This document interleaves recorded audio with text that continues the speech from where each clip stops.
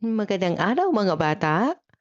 Para sa ating unang araw, salitang magkakatugma, salitang magkasing kahulugan, pag-unawa sa kwentong bayan. Ano ang inyong nakikita sa larawan? Ano-ano ang paborito ninyong gawin sa dagat o dalampasigan?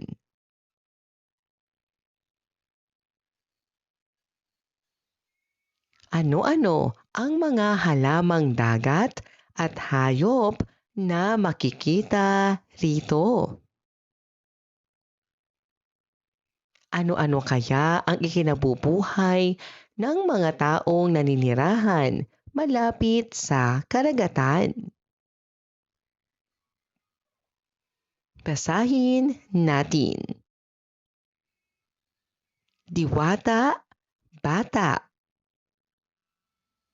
isda, ganda,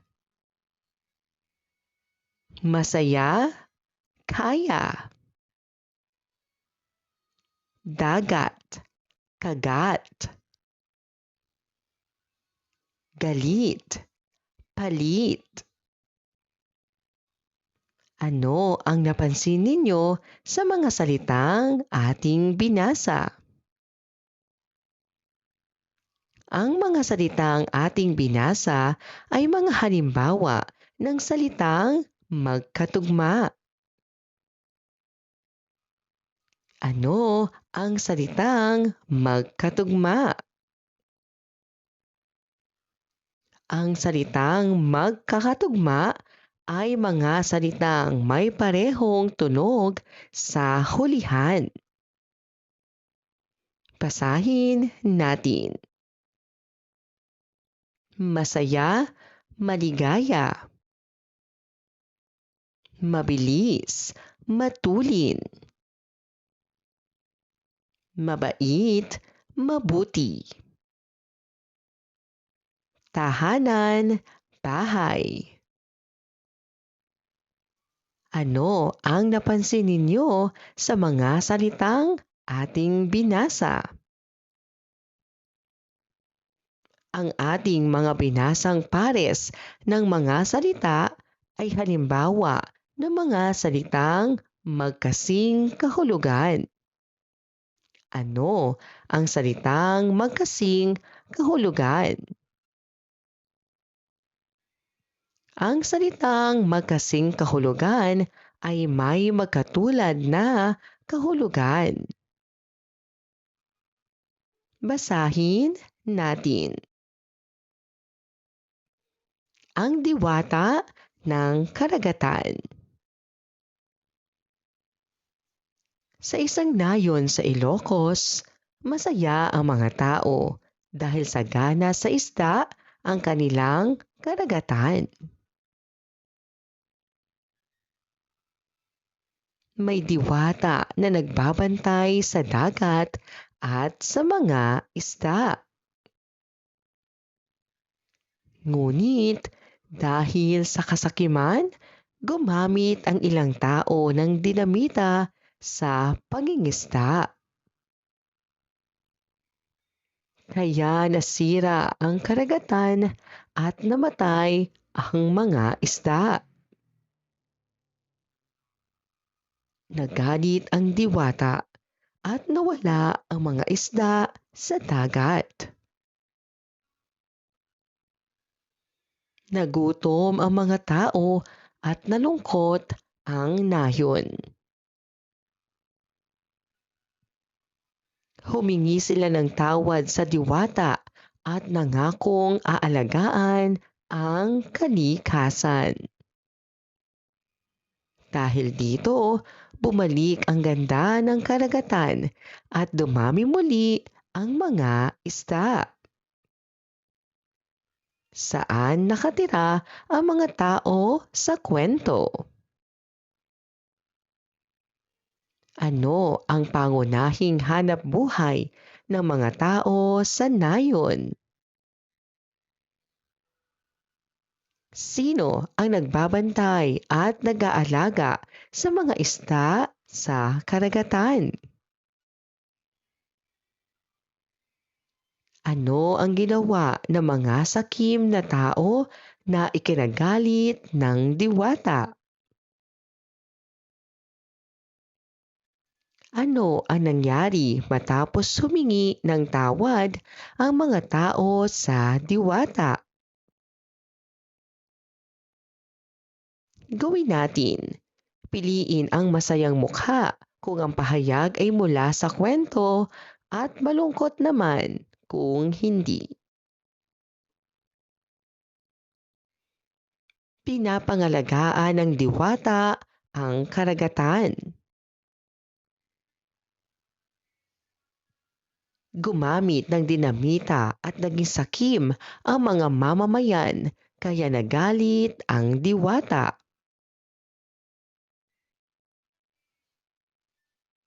Mahirap at walang mahuling isda sa karagatan sa simula ng kwento.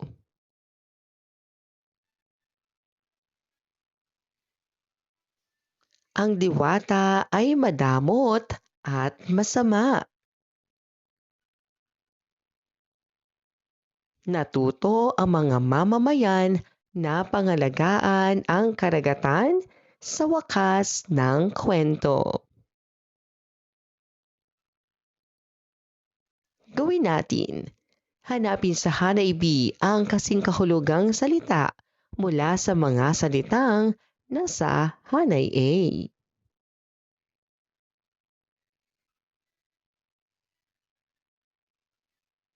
Gawin natin. Isulat ang salitang magkakatugma.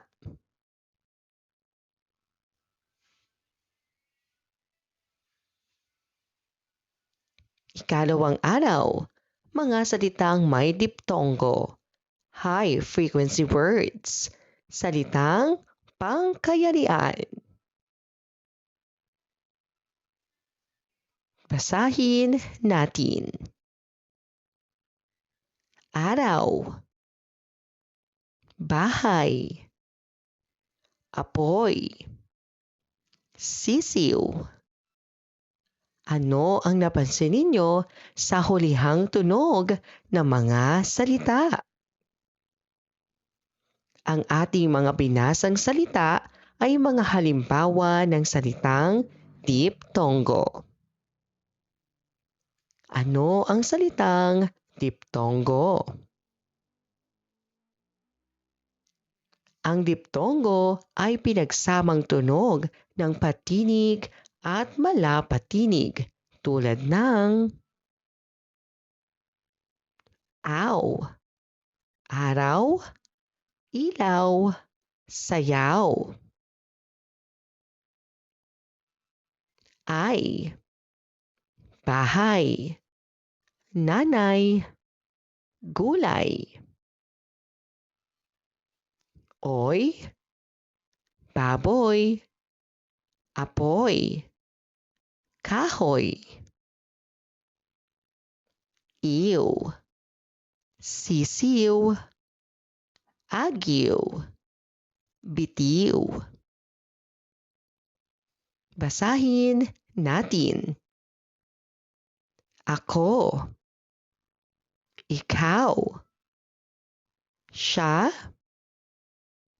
kami, tayo, ang, mga, si, sina, ay, nasa.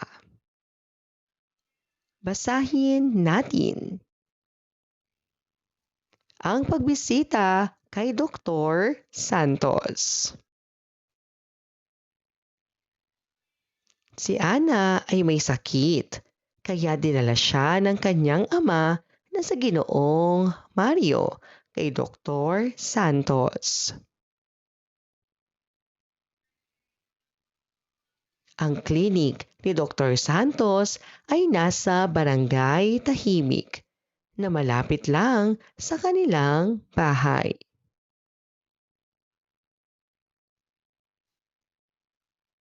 Binigyan ni Dr. Santos ng gamot si Ginoong Mario upang gumaling si Ana. Habang pauwi, nasalubong nila sa daan si Binibining Reyes, ang guro ni Ana. Pagdating ng bahay, agad na pinainom ni Ginoong Mario si Ana ng gamot.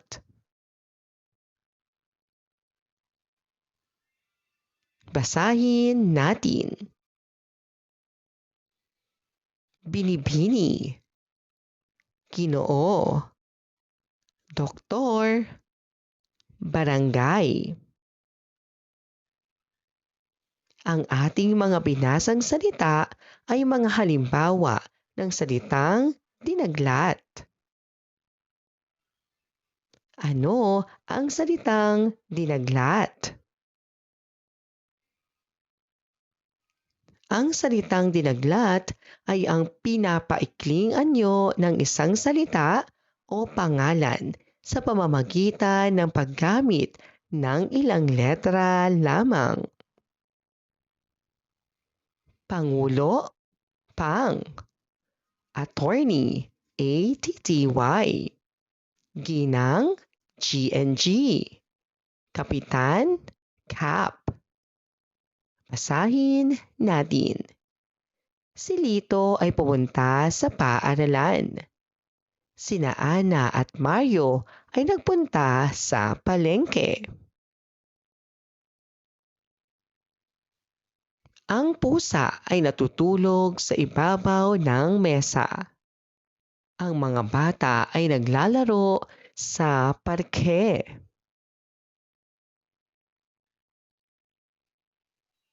Ang sina, ang mga ay mga halimbawa ng pantukoy.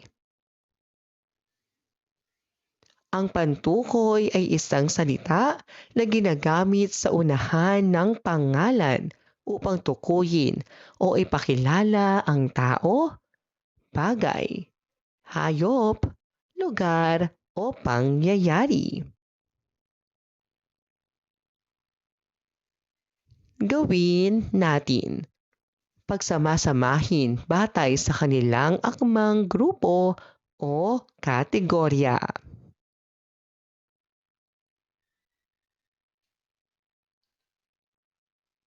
Ikatlong araw, salitang magkakatugma, salitang magkasing kahulugan, kwentong bayan. Basahin natin. Salitang magkatugma. Bola, lola. Buto, bato. Lapis, ipis. Pulis, walis. Sako, siko. Dahon, kahon. Paso, puso. Basahin natin. Salitang magkasing kahulugan. Maganda, marikit. Masarap, malinamnam. Mabilis, matulin. Magaling, mahusay. Matangkad, mataas. Maliit, munti. Malamig, maginaw. Basahin natin.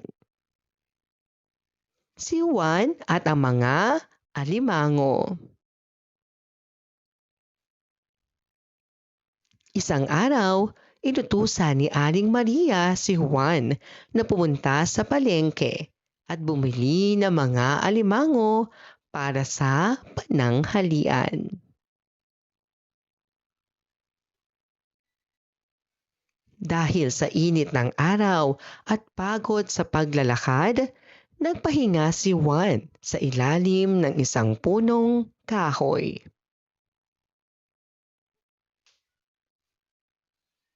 Naiisip niyang pauwiin na ang mga alimango. Kaya pinakawalan niya ang mga ito at nagpahinga sa puno. Nakaramdam siya ng gutom at nagmadaling umuwi ng hapon na. Pagdating sa bahay, nagulat ang kanyang ina nang itanong niya kung nasaan ang mga alimango.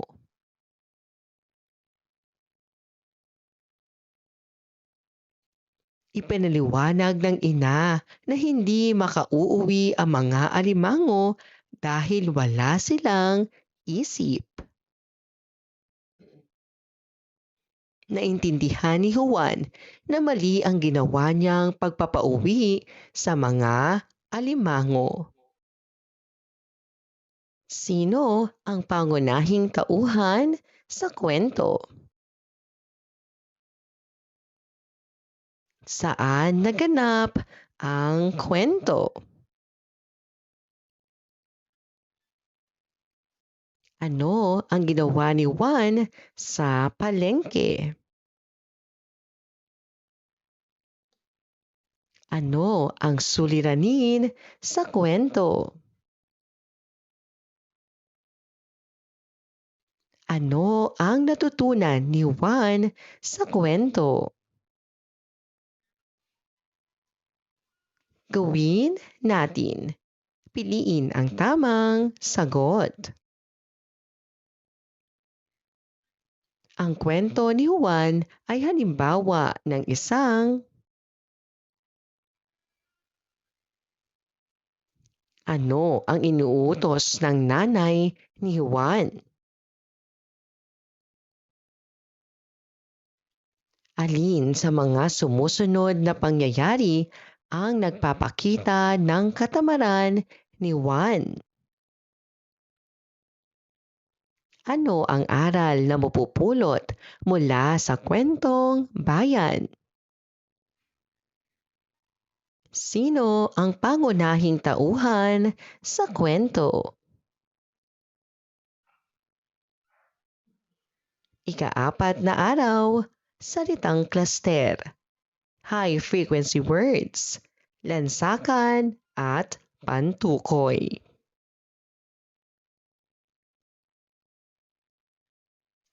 Basahin natin.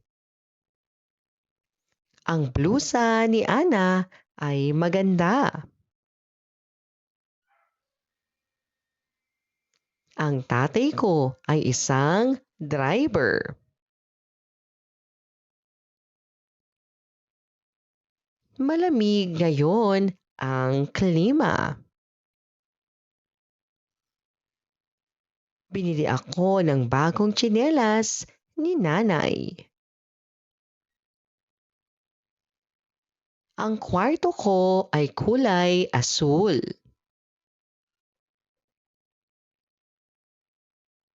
Blusa, driver, klima, tsinelas, kwarto.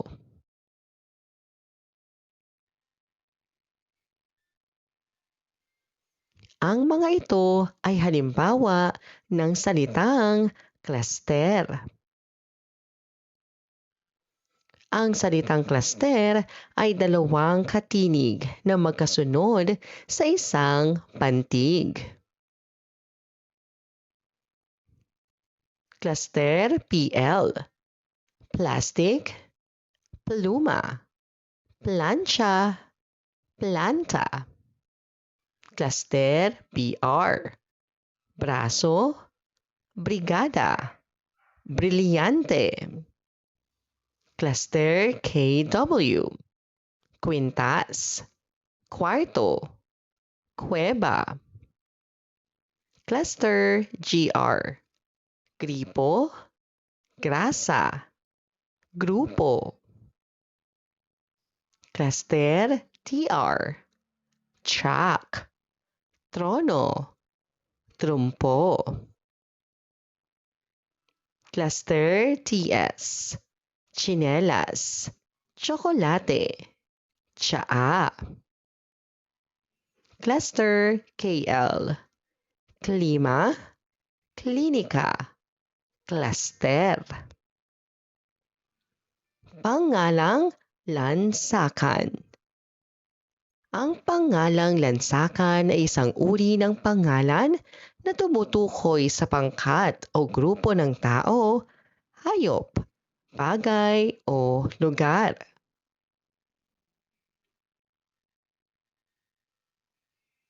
Sa madaling salita, maraming tao, maraming hayop o maraming bagay ang tinutukoy bilang isang kabuuan.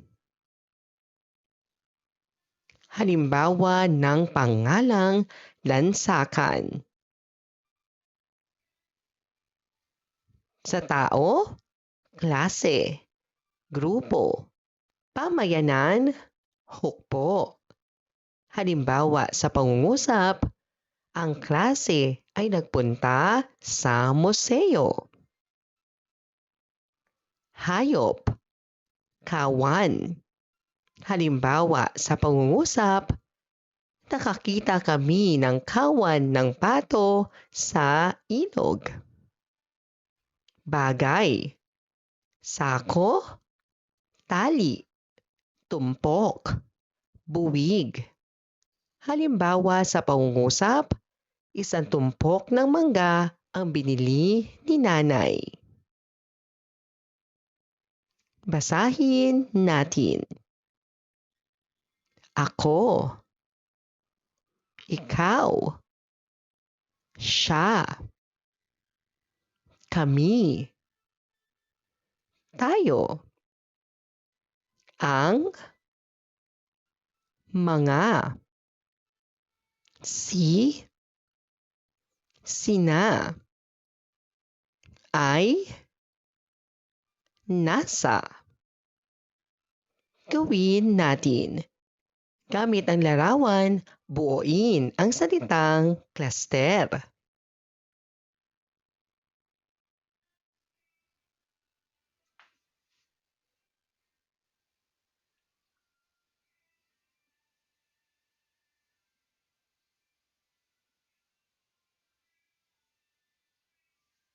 Maraming salamat po sa inyong panonood at pakikinig. Hanggang sa muling pag-aaral ng asignaturang Filipino. Paalam!